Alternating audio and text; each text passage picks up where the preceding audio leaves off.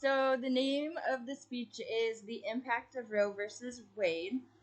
And Roe versus Wade 410 US 113 1973 was first argued on December 13th, 1971. It was re-argued on October 11th, 1972, and finally decided on January 22nd, 1973.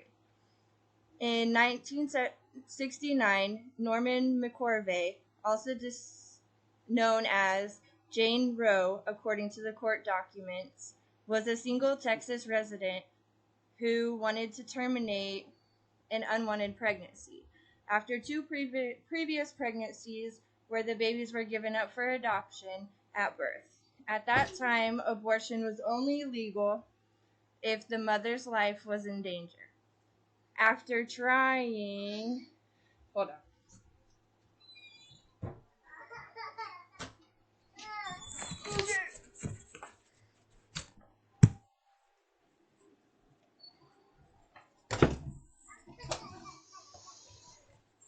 Okay.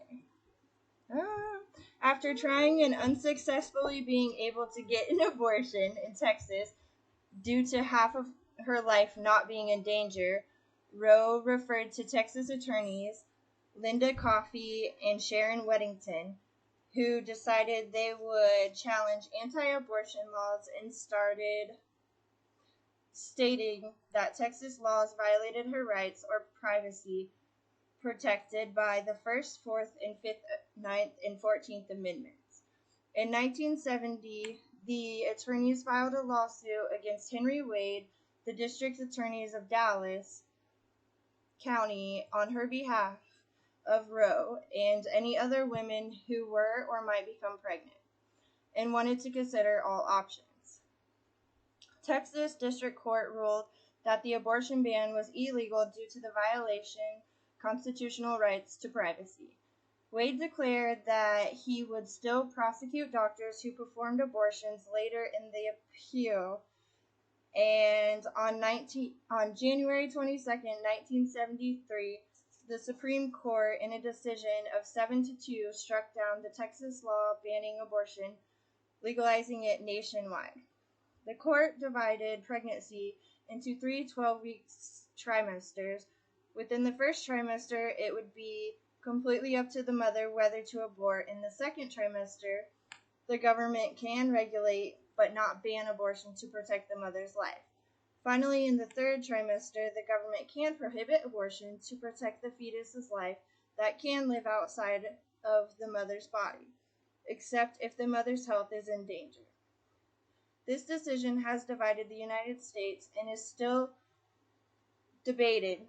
People have divided into pro-life groups or groups that argue that at conception, fetuses have the same right as any other person. Also, pro-choice groups that believe fetuses don't have the same rights and that the government shouldn't intervene with the woman's right to choose.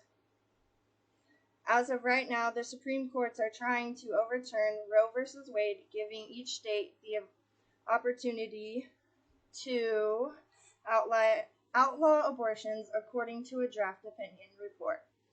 More than a dozen states already have trigger bans or bans that will go into effect immediately or soon after it passes to the ban.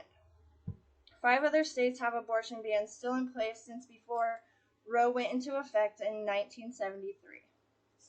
If Roe is overturned and pregnancy complications such as preeclampsia or placenta abruption occurs, where abortions can often be the only measure used to save a mother's life, according to ACOG, without the option of abortion, the pregnancy will have to be carried on no matter the circumstances.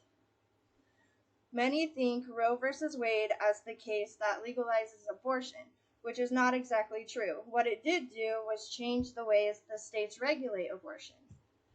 Okay, so my sources were History.com, Forbes, ABC News, Fine Law, New York Times, The Washington Post. And I want to thank everybody for taking time to be here and support me.